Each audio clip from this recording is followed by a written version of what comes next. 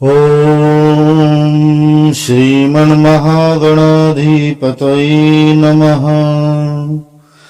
गुरुर्ब्रह्मा गुरुर्विष्णु गुरुर्देवो महेश्वर गुरुर्साक्षात् परब्रह्म तस्मै श्रीगुरवे नमः। बंशी विभूषितकरान्नवनीरुदाभा पीताम्बराधरुण बिम्बफलाधरोष्टा पूर्णेन्दुसुन्दरमुखात् अरविन्दनेत्रात् कृष्णात् परं किमपि तत्त्वमहं न जाने। ओम श्री राधा कृष्ण चरण कमलेभ्यो नमः। सभी श्रोताओं को ओम नमो नारायण, राधे राधे, जय जय श्री राधे। गोपी गीत की चर्चा हम कर रहे हैं। उसकी श्रृंखला में अब तक हमने 6 श्लोकों की चर्चा की। गोपियों ने भगवान श्री कृष्ण से पहले कामना की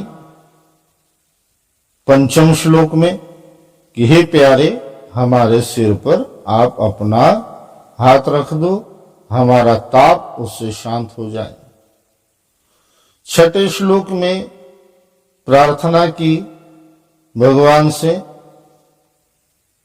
कि आप अपना दर्शन दे दीजिए, अपनी मुस्कुराहट जो है वो आप उससे हमारा मान मर्दन कर दीजिए। 7वें श्लोक में गोपियां कहती हैं प्रणत देहिनां पापकर्षणं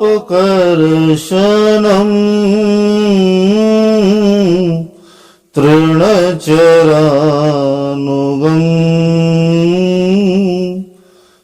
श्रीनिकेतनं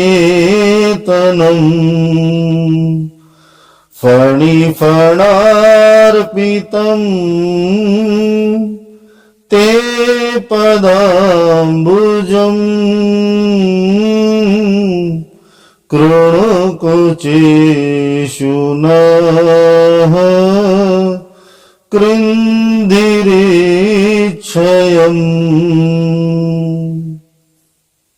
एक बार और साथ में बोलेंगे प्रणत देहिनां पापकर्षणं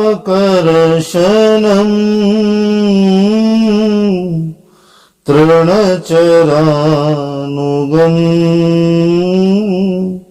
श्रीनिकेतनं फणिफणार्पितं ते पदाम्बुजं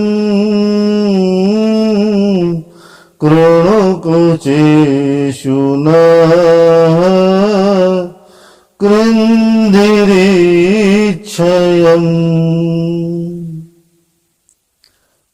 इस श्लोक में गोपियां भगवान से तीसरी प्रार्थना करती हैं।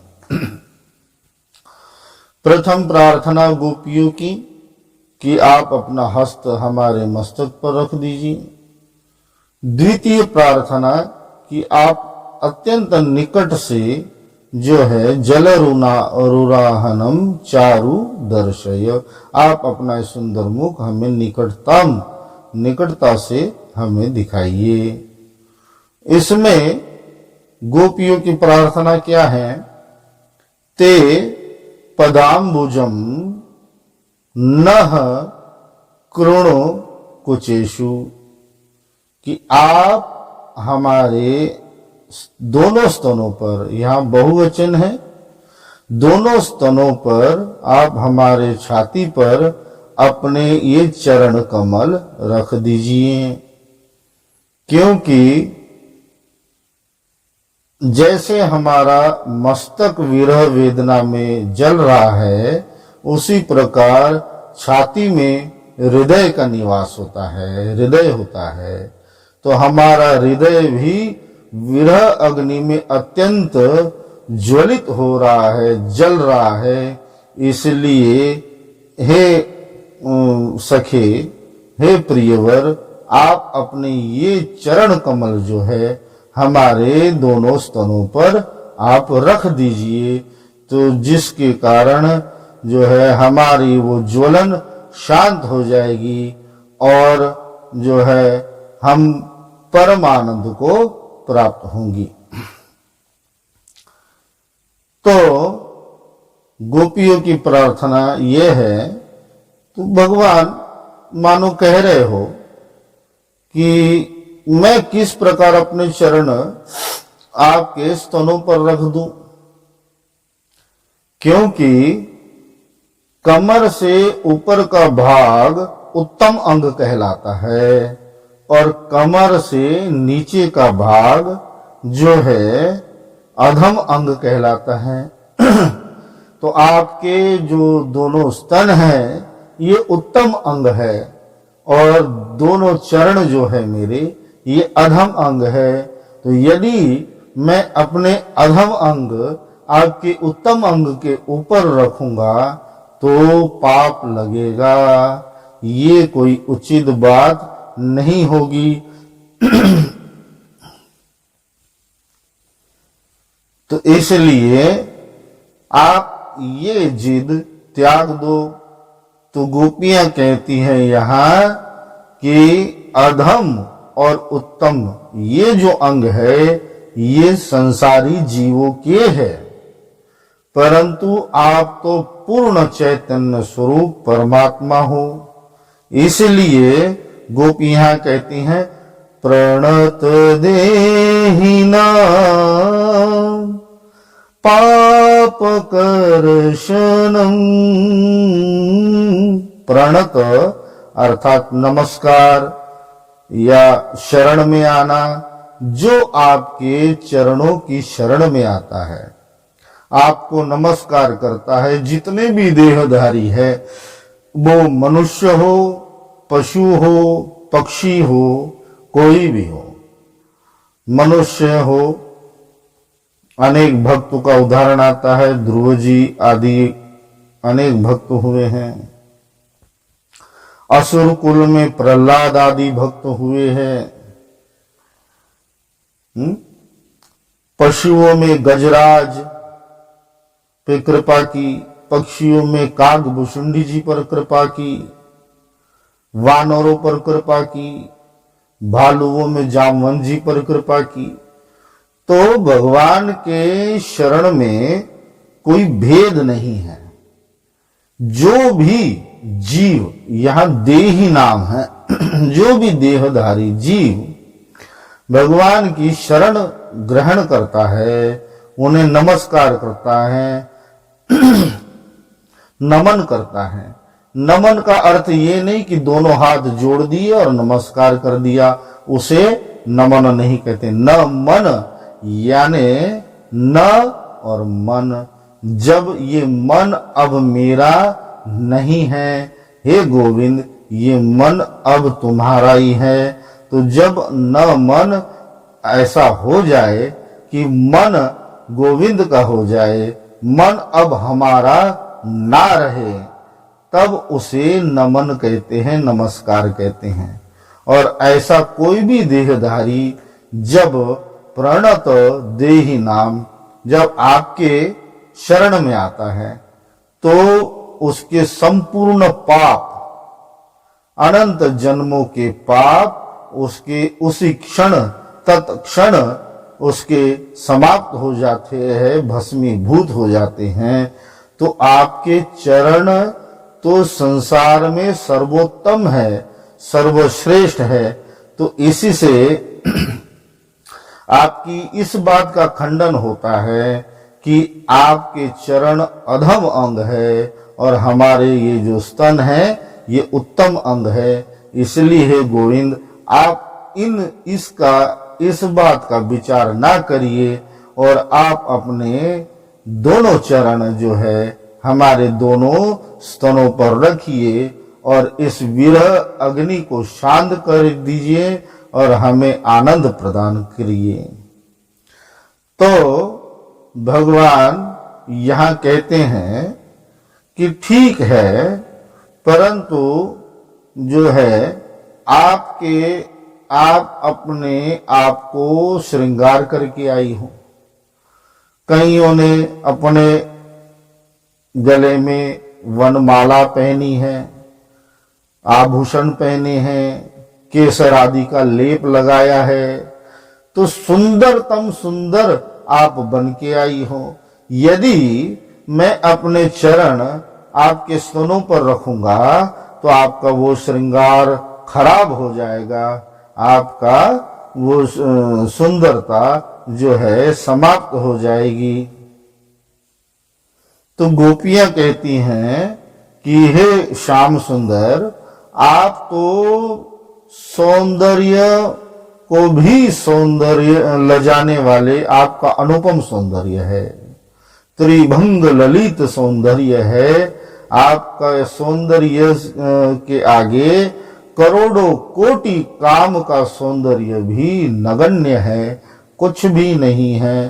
तो आपके चरण कमल जो सुंदर है, एक उदाहरण यदि दिया जाए कि सोने का चमकता हुआ कलश है, स्वर्ण कलश है जो अत्यंत चमक रहा है। अब उस स्वर्ण कलश के ऊपर यदि नील कमल रख दिया जाए तो उस स्वर्ण कलश की सुंदरता घट जाएगी या बढ़ जाएगी? तो नील कमल रखने से उस स्वर्ण कलश की सुंदरता और भी अधिक बढ़ जाएगी। तो इसी प्रकार गोपियां गौर वर्ण की है, जो है स्वर्ण के समान दमकती उनकी कांति है, और भगवान श्री श्याम सुंदर नीलमणि है कि जब ठाकुर जी का प्रादुर्भाव हुआ था और जब नंद बाबा ने प्रथम बार भगवान को देखा था, तब भगवान के लिए सर्वप्रथम यही नाम नंद बाबा के श्री मुख से निकला था कि अरे ये तो नीलमणि के समान है। तो वो नीलमणि, नील कमल के समान ठाकुर जी के वो चरण है, तो चरण कमल है। तो गोपियां कहती हैं कि आपके वो सुंदर चरण यदि आप हमारे स्तन पर रखोगे तो उसकी सुंदरता बिगड़ेगी नहीं, उसकी सुंदरता का कोई ह्रास नहीं होगा, अपितु सुंदरता और अधिक बढ़ जाएगी। इसलिए हे प्यारे, आपका यह तर्क भी व्यर्थ होता है। इसलिए आप जो है हमारे स्तनों पर अपने पग धारण कीजिए। अब फिर भगवान कहते हैं कि ठीक है, तुम्हारी इस बात को भी यदि मैं मान लूं, तब तुम्हारे जो शरीर के अंग है, स्तन है, ये अत्यंत कठोर है, और मेरे जो चरण कमल है मेरे अत्यंत सुकोमल है। तो मैं किस प्रकार आपने ये सुकोमल चरण कमल तुम्हारे कठोर स्तनों पर मैं रख सकता हूं? जरा इसका भी विचार करो। तो गोपियां यहां क्या कहती हैं? गोपियां फिर मुस्कुराती है कि हे गोविंद, हे प्यारे, आपका यह तर्क भी व्यर्थ जाता है। क्यों व्यर्थ जाता है? गोपियां कहती हैं तृण चरानुगम श्रीनिकेतनम। आप गौचारण करने के लिए जाते हो तो गौओं के पीछे पीछे चलते हो और नंगे पैर चलते हो। ब्रज भूमि में कभी भी भगवान ने पदत्राण धारण नहीं किए, नंगे पग ही ब्रज भूमि पर भगवान ने विचरण किया। तब जब गौवें आगे आगे जाती हैं और आगे जब जा रही हैं गौवें तो घास खाती हुई जा रही हैं, तो ऊपर ऊपर का कोमल घास गौवें खा जाती हैं और घास ऊपर का कोमल खाने के पश्चात जो है जो बच जाता है वो तो अत्यंत कठोर होता है। साधारण जन भी उस घास पर यदि नंगे पग चले तो वो तृण जो है उसके पग में चुभ जाएगा। और ऐसे भगवान श्री कृष्ण नंगे पग गौओं के पीछे उन तृणों पर चलते हैं। तो जब वो तृण भी कठोर तृण और कंकड़ पत्थर मार्ग में कई आते हैं, क्योंकि वन का रास्ता है, पर्वत का रास्ता है, गोवर्धन आंचल का रास्ता है, तो कितने तृण, कितने कंकड़, कितने पत्थर भी आपके जब चरणों का स्पर्श उन्हें होता है तब भी आपके चरण को कोई हानि नहीं पहुंचती। तो हमारे स्तन तो उन कंकड़ पत्थर और तृण के मुकाबले, तृण के उसके सम्मुख इतने कठोर नहीं है। इसलिए आपका यह तर्क भी व्यर्थ हो जाता है।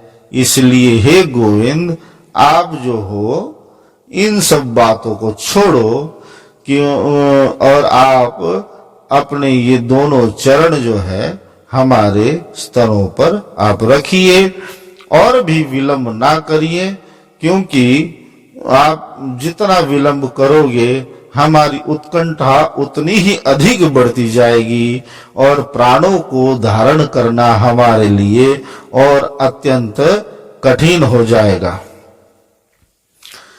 तो गोपियों की चतुराई पर भगवान मुस्कुराते हैं।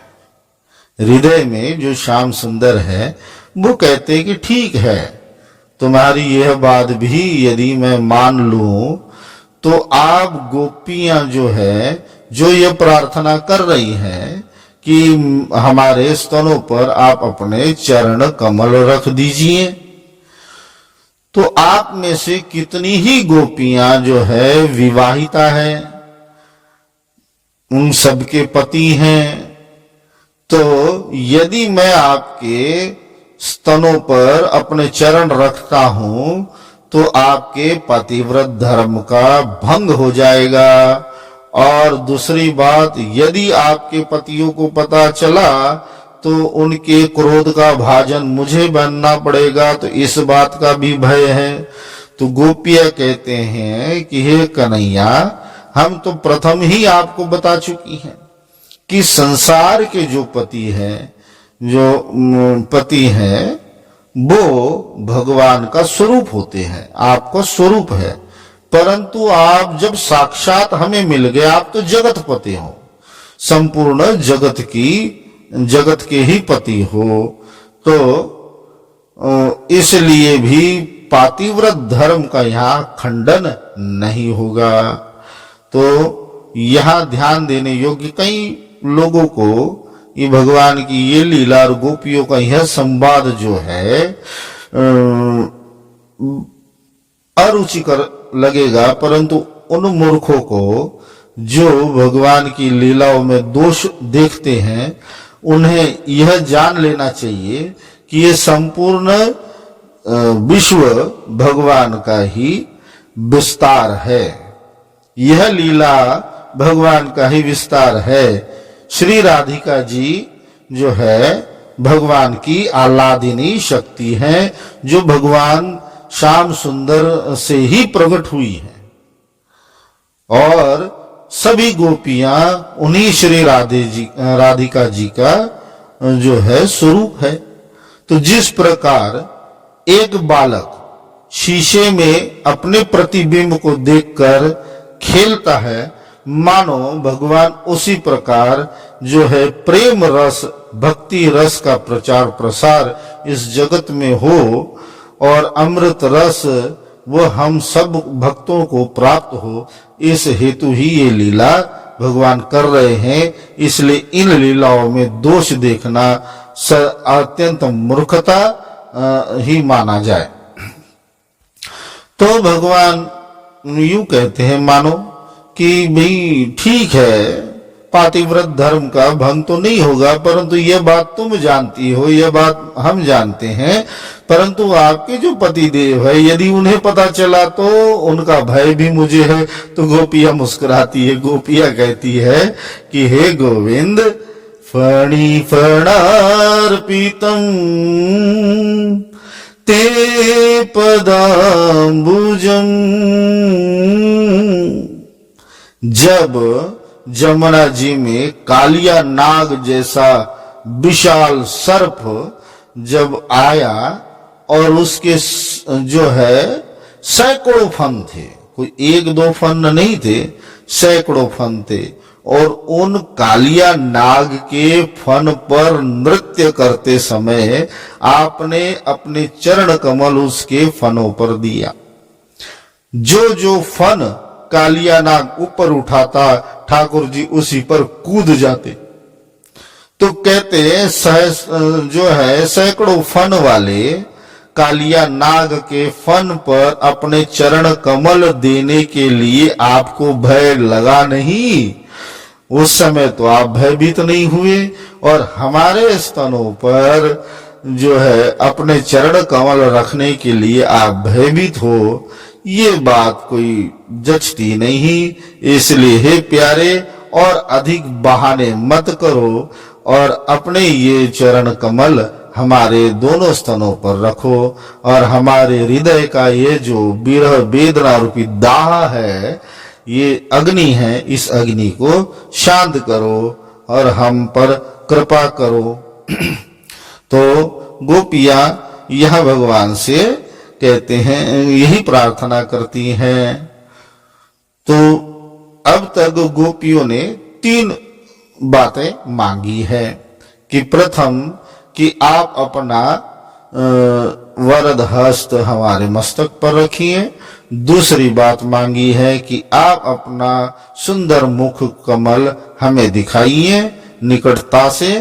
तीसरी बात कही है कि आप अपने चरण कमल हमारे स्तनों पर रखें।